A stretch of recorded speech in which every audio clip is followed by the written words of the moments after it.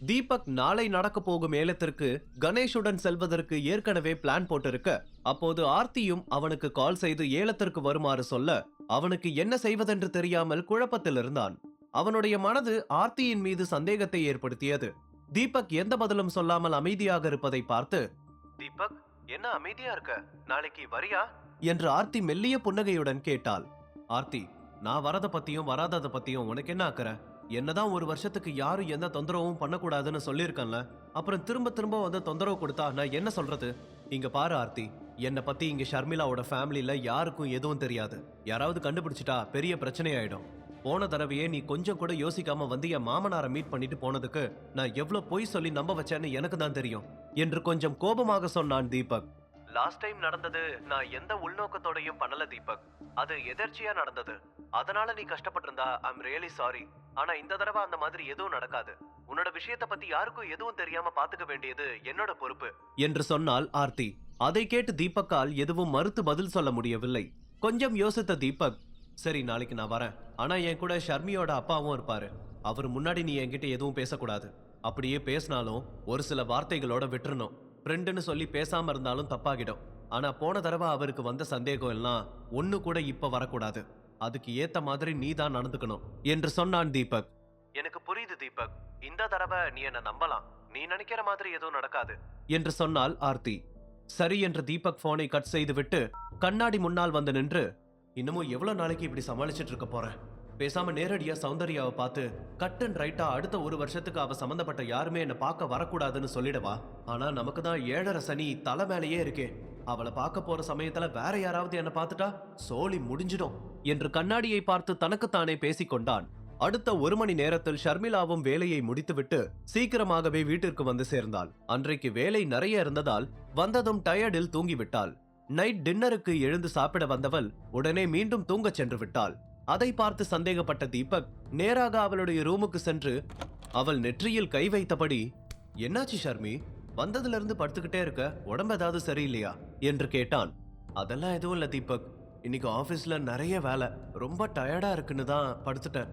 நாளைக்கும் வேலை இருக்கு, இன்னைக்கு நல்லா ரெஸ்ட் எடுத்தாதான் நாளைக்கும் பண்ண முடியும் என்று சொன்னாள் ஷர்மிளா. நான் வேணா கை கால் அழுத்தி விடட்டுமா என்று தீபக் கேட்க, அதெல்லாம் எதுவும் வேண்டாம் தீபக், 2 நிமிஷத்துல எனக்கு தானாவே தூக்கம் வந்துடும். நீயும் போய் தூங்கு, மார்னிங் பார்க்கலாம் என்று சொல்லிவிட்டு அப்படியே கண்களை மூடினாள். தீபக் ஒரு பெருமூச்சு விட்டபடி அவளுக்கு பெட்ஷீட் போர்த்திவிட்டு வெளியே வந்தான். அப்போது ஷர்மிளாவுக்கு சௌந்தர்யாவை பற்றிய நினைப்பு இன்னமும் இருக்குமா என்ற சந்தேகம் அவனுக்குள் எழுந்தது. உடனே டக்கன சுயநினைவுக்கு வந்தவன், என்னாச்சு எனக்கு? வர வர ஓவர் திங்கிங் அதிகமாயிட்டே போகுது. இப்படி இருக்கிறது நல்லதுக்கு இல்ல, சீக்கிரம் இந்த ஹேபிட்டை மாத்திக்கணும் என்று மனதிற்கு சொல்லிக்கொண்டு தூங்கச் சென்று விட்டான். அடுத்த நாள் காலையில் கணேஷ் எப்பவும் போல சீக்கிரமே ரெடியானார். ஏலத்திற்கு போகும் சந்தோஷம் அவருடைய முகத்தில் தெளிவாக தெரிந்தது. ஆனால் இருவரும் ஏலத்திற்கு செல்லும் விஷயத்தை பத்தி தீபக் ஷர்மிளாவிடமும் கீதாவிடமும் எதுவும் சொல்லவில்லை. இருவரும் சீக்கிரமே வீட்டை விட்டு வெளியேறினார்கள். வெளியில் வந்ததும் ஆட்டோவை தேடிக்கொண்டே அப்படியே மெதுவாக நடந்தார்கள். அப்போது கணேஷ் தீபக்கை பார்த்து சிரித்து கொண்டே, தீபக், நேத்து நைட்டு ஃபுல்லா எனக்கு தூக்கமே வரல. இந்த ஏலத்தை பத்தி தான் நினைச்சிட்டு இருந்தேன். போன தடவை போனதை விடவும் இந்த ஏலம் ரொம்ப பெருசா நடக்க போகுதுன்னு கேள்விப்பட்டேன். அதை பார்க்க ரொம்பவே இன்ட்ரெஸ்டா இருக்கேன் என்று சொன்னார். உடனே தீபக்கும் சிரித்து கொண்டே, ஆமா அங்கிள், அதை நானும் கவனிச்சேன். அதனாலதான் இன்னைக்கு சீக்கிரமே கிளம்பணும்னு நினைச்சேன் என்று சொல்ல, ஆமா அது கரெக்ட் தான். ஏலத்துக்கு நாம லேட்டா போயிடக்கூடாது. சீக்கிரம் ஏதாவது ஆட்டோவை பிடிக்கணும். அப்பதான் நாம சரியான நேரத்துக்கு அங்க போக முடியும் என்று சொன்னார். இருவரும் பேசிக்கொண்டே வீட்டை விட்டு கொஞ்ச தூரம் நடந்து வந்தார்கள். அந்த நேரம் பார்த்து ரோட்டில் எந்த ஆட்டோவும் வரவில்லை. அந்த சமயத்தில் ஆர்த்தியின் நம்பரில் இருந்து அவனுக்கு ஒரு கால் வர டக்கென போனையும் கணேஷையும் மாறி மாறி பார்த்தான். என்ன செய்வதென்று யோசித்தவன், அங்கிள் நீங்க ஏதாவது ஆட்டோ வருதான்னு பாருங்க, நான் ஒரு கால் பேசிட்டு வரேன் என்று சொன்னவன் அவரை விட்டு கொஞ்சம் நகர்ந்து வந்து போனை அட்டன் செய்தான். ஆர்த்தி, நேத்து தானே சொன்ன, இப்படி அடிக்கடி எனக்கு கால் பண்ணிட்டு இருக்காத என்று தீபக் கோபமாக சொல்ல, சாரி தீபக், நீ ஏலத்துக்கு கிளம்பிட்டியா? உன்னை பிக்கப் பண்ண வரதுக்காக நான் கால் பண்ண என்று சொன்னாள் ஆர்த்தி. உடனே தீபக் கோபத்துடன், இந்த மாதிரி செஞ்சாதான் டென்ஷன் ஆகுது. நீ என் பக்கமே வராதன்னு சொல்லிட்டு இருக்க. நீ கார் அனுப்பட்டுமா வேன் அனுப்பட்டுமான்னு டென்ஷன் படுத்திட்டு இருக்க. உனக்கு தேவை நான் ஏலத்துக்கு வரணும், அவ்வளவுதானே. நான் எப்படி வந்தா உனக்கு என்ன என்று கோபமாக சொல்ல, அப்போதுதான் டக்கென அவனுக்கு ஒரு விஷயம் நினைவுக்கு வந்தது. உடனே அந்த இடத்தையும் சுற்றிலும் பார்க்க அங்கே ஒரு சிவப்பு நிற ஸ்போர்ட்ஸ் கார் நின்று கொண்டிருந்தது. அதை பார்த்ததுமே அது ஆர்த்தியின் கார் தான் என்று அவன் கண்டுபிடித்து விட்டான். நினைச்சேன் நீ இப்படிதான் முட்டாள்தனமா பண்ணுவேன்னு என்று தீபக் கடுப்பான தோணியில் சொல்ல காரை விட்டு இறங்கிய ஆர்த்தி, சாரி தீபக், போன தடவை நடந்த மாதிரி எதுவும் நடக்க கூடாதுன்னு தான் நானே உன்னை பிக்கப் பண்றதுக்காக வந்தேன். எனிவே நீ என்னோட ஃப்ரெண்டு தானே, உன்னை பார்க்க வரதுல தப்பில்லையே என்று சொன்னவள் போனை கட் செய்துவிட்டு காருக்குள்ளிருந்து ஒரு கூலிங் கிளாஸை எடுத்து மாட்டிக்கொண்டாள். அப்போது அவர்களுக்கு முன்னால் இருந்த ஒரு பஸ் ஸ்டாப்பில் கணேஷ் உட்கார்ந்திருப்பதை ஆர்த்தி கவனித்தாள். உடனே எந்த யோசனையும் இல்லாமல் அவரை பார்த்து நடக்க ஆரம்பித்தாள். உடனே தீபக் கடுப்பாக தலையில் கை வைத்துக் கொண்டு, இந்த பொண்ணுக்கு என்னதான் வேணும்னு தெரியலையே, நேத்து தான் படிச்சு படிச்சு சொன்ன, எதை பண்ண வேண்டான்னு சொல்றனோ அதையே பண்றாளே, இந்த தடவை மட்டும் ஏதாவது தப்பு நடக்கட்டும், அதுக்கப்புறம் அவளை நான் என்ன பண்ணுவேன்னு எனக்கே தெரியாது என்று கோபமாக சொன்னபடி அவனும் கணேஷை நோக்கி நடந்தான்.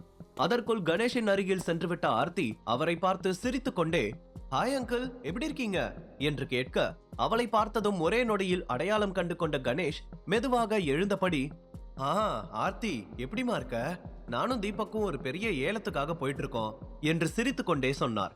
அந்த சமயத்தில் தீபக்கும் அங்கே வந்து சேர்ந்தான். ஓ, வாட் a coincidence, நானும் அங்கதான் போறேன்.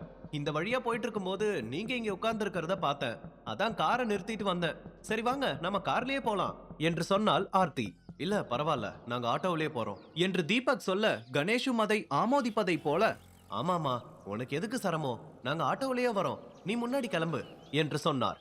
எனக்கு வேற ஏதாச்சும் வேலை இருந்து உங்களை டிராப் பண்றேன்னு சொன்னா நீ வரலன்னு சொல்லலாம், நானே அங்கதான் போறேன், அதுவும் கார்ல தனியா தான் போறேன், என் கூட வரதுக்கு என்ன, பரவாயில்ல வாங்க என்று ஆர்த்தி சிரித்து கொண்டே சொல்ல கணேஷ் தயங்கியபடி தீபக்கை பார்த்தார். அங்கிள் தயங்காம வாங்க, நானும் உங்க பொண்ணு மாதிரி தான் என்று சொல்லி அவர் கையை பிடித்து அழைத்து கொண்டு சென்றாள் ஆர்த்தி. தீபக் கடுப்பாக ஒரு பெருமூச்சு விட்டபடி அவர்களுக்கு பின்னாலேயே சென்றான். கணேஷ் காருக்குள் ஏறியதும் அவருக்கு பயங்கர ஆச்சரியமாக இருந்தது. அப்படி ஒரு ஆடம்பரமான காரில் இதுவரைக்கும் அவர் ஏறியதே இல்லை. இதற்கு முன்பு அவர் தன் குடும்பத்துடன் சேர்ந்திருக்கும் போது இது போன்ற விலை உயர்ந்த மாடல் கார்கள் அறிமுகமாகவில்லை.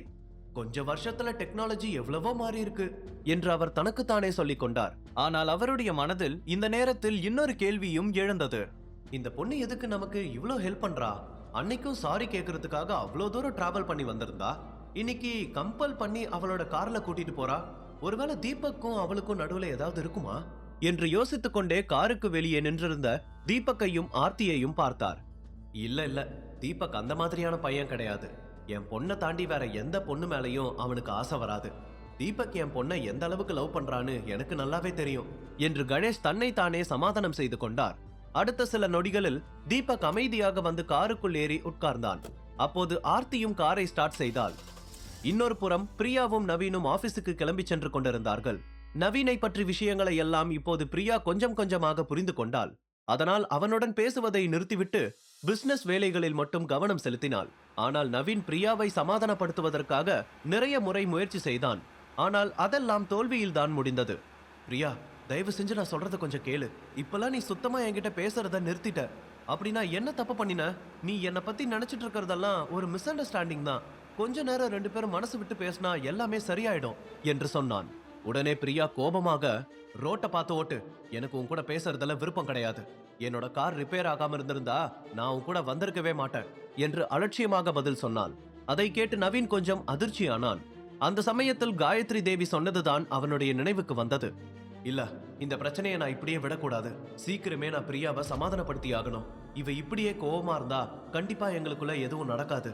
எங்க ரெண்டு பேரையும் கல்யாணம் பண்ண வச்சு சிவம் குரூப்ஸை டெவலப் பண்ணணும்னு நினைச்சிட்டு இருக்கிற பாட்டியோட கனவும் காணாம போயிடும் என்று தனக்குள் சொல்லிக் கொண்டவன் மீண்டும் பிரியாவை பார்த்து பேச ஆரம்பித்தான். பிரியா, அன்னைக்கு நான் எந்த தப்பும் பண்ணல. உன் கண்ணுக்கு நான் ஏதாவது தப்பு செஞ்சதா தெரிஞ்சிருந்தா ஐம் ரியலி சாரி. என்னோட அந்த சின்ன தப்புக்கு இவ்ளோ பெரிய தண்டனைய எனக்கு கொடுக்காத. தயவு செஞ்சு பேசு ப்ளீஸ் என்று கெஞ்சும் தோணியில் கேட்டான் நவீன். ஒரு தடவை பண்ணுனாதான் அதுக்கு பேரு தப்பு. திரும்ப திரும்ப செஞ்சா அதுக்கு பேரு பழக்கம். உனக்கு மத்தவங்களை அவமானப்படுத்துறதும் அவங்களை யூஸ் பண்ணிக்கிறதும் உனக்கு தேவைன்னா என்ன வேணாலும் பண்றதும் உன்னோட பழக்கம். அந்த பழக்கத்துல இருக்கிறவங்கள எனக்கு சுத்தமா பிடிக்காது என்று கோபமாக சொன்னாள் பிரியா. அவளுடைய கோபத்தை பார்த்து நவீனால் எந்த பதிலும் சொல்ல முடியவில்லை. அந்த சமயத்தில் அவனுக்கு எதிர்ப்புறமாக ஒரு சிவப்பு நிற ஸ்போர்ட்ஸ் காரில் தீபக் உட்கார்ந்திருப்பதை கவனித்ததும் டக்கன காரை நிறுத்தினான். உடனே பிரியா எரிச்சலுடன், எதுக்கு இப்ப காரை நிறுத்தின என்று கேட்டாள். அங்க பாரு, அந்த கார்ல உட்கார்ந்திருக்கிறது தீபக் தானே என்று நவீன் சொல்ல பிரியா அந்த காரை பார்த்தாள். அதில் தீபக்கும் ஆர்த்தியும் ஒன்றாக உட்கார்ந்திருப்பதை பார்த்து பிரியா அதிர்ச்சி அடைந்தாள். பின் சீட்டில் இருந்த கணேஷை இருவரும் கவனிக்கவில்லை. அது ஏலத்துக்கு வந்திருந்த ஆர்த்தி தானே? தீபக் அந்த பொண்ணோட என்ன பண்றான் என்று பிரியா ஆச்சரியத்தோடு கேட்டாள். ஆமா, அது ஆர்த்தியே தான். எனக்கு ஏற்கனவே தீபக் மேல சந்தேகம் வந்துச்சு. பணக்கார பொண்ணுங்களை எல்லாம் எப்படி மடக்குறதுன்னு அவனுக்கு நல்லா தெரிஞ்சிருக்கு. ஆனா நம்ம முன்னாடி ரொம்ப அப்பாவி மாதிரி நடந்துக்கிறான் என்று கோபமாக சொன்னான் நவீன். தீபக் மீது இன்னொரு பெரிய பழியை போடுவதற்கு அவனுக்கு அருமையான ஒரு சந்தர்ப்பம் கிடைத்து விட்டதை நினைத்து மனதிற்குள் சந்தோஷப்பட்டு கொண்டான். பிரியா, இப்பவாச்சும் என்ன நம்புறியா? அந்த தீபக் நீ நினைக்கிற மாதிரி எல்லாம் இல்ல. அவன் நமக்கு தெரியாம இந்த மாதிரி நிறைய தப்பு பண்ணிட்டு இருக்கான். ஷர்மிலான அழகான ஒரு பொண்டாட்டி இருந்தோம், இன்னொரு பொண்ணு கூட பழகிட்டு இருக்கிறத நினைச்சா எனக்கு செம்மையா கோவம் வருது என்று சொன்னான் நவீன். அதை கேட்ட பிரியா கண்களை எடுக்காமல் தீபக் ஆர்த்தியையே பார்த்து கொண்டிருந்தாள். இல்ல, எனக்கு தெரிஞ்சு தீபக் அப்படிப்பட்டவன் கிடையாதுன்னு நினைக்கிறேன். அவனால ஷர்மிளாவை ஏமாத்த முடியாது என்று சொல்ல, ஐயோ பிரியா, அவனை நீ இப்போதான் பாக்குற. எனக்கு இங்க 3 வருஷமா அவன் என்னென்ன பண்ணிட்டு இருக்கான்னு எல்லாமே தெரியும். அவனை பத்தி நீ நினைக்கிறது ரொம்ப தப்பு என்று சொன்னான் நவீன். அதை கேட்டு பிரியாவுக்கு இன்னமும் குழப்பமாக இருந்தது. அவளுக்கு நவீனின் வார்த்தைகள் மீது சந்தேகம் இருந்தது. அதே சமயத்தில் இப்போது அவள் பார்த்து கொண்டிருந்த விஷயத்தை பார்த்து அவளால் அதை நம்பாமலும் இருக்க முடியவில்லை. சில சமயத்துல கடவுள் என் பக்கமும் உதவுறாரு. பிரியா மட்டும் இன்னைக்கு இந்த விஷயத்த நேர்ல பார்க்கலனா என் மேல இன்னமும் அவ கோபத்துல தான் இருந்திருப்பா. இந்த விஷயத்துக்கு அப்புறம் அவளுக்கு தீபக் மேல சந்தேகம் வர ஆரம்பிச்சிருக்கும். ஆனா உண்மையிலேயே இந்த தீபக் அந்த பணக்கார பொண்ணோட என்ன பண்றான்? உடனே அதை கண்டுபிடிக்கணும் என்று தனக்குள் சொல்லிக் கொண்டான். அப்போது திடீரென அவனுக்கு ஒரு யோசனை தோன்றியது. ஆமா, தீபக் ஆர்த்தியோட இருக்கிற விஷயம் ஷர்மிளாவுக்கு தெரியுமா என்று நினைத்தான். அப்போது அவன் முகத்தில் ஒரு தெளிவான திட்டம் தெரிந்தது. வன்மத்துடன் தனக்குள் சிரித்துக் கொண்டான். ஆர்த்தியின் திட்டம் என்ன? பிரியாவுக்கு தீபக்கின் மீது சந்தேகம் வருமா? நவீன் அடுத்து என்ன செய்ய போகிறான்? முழு கதையையும் கேட்டு மகிழ பாக்கெட் FM ஏப்பை டவுன்லோட் செய்யுங்கள். லிங்க் டிஸ்கிரிப்ஷனில் கொடுக்கப்பட்டுள்ளது.